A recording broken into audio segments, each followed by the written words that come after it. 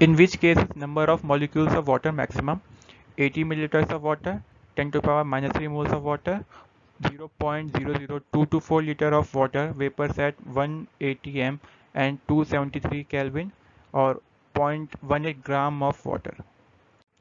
So the answer is first, mass of water is 18 into 1 equals to 18 gram. Molecules of water equals to mole into Na equals to 18 by 18 Na, which is Na. Molecules of water equals to mole into Na, that is 10 to the power minus 3 Na. Moles of water equals to, for the third part, 0.00224 upon 22.4, which gives us 10 to the power minus 4. So molecules of water will be mole into Na, that is 10 to the power minus 4 Na.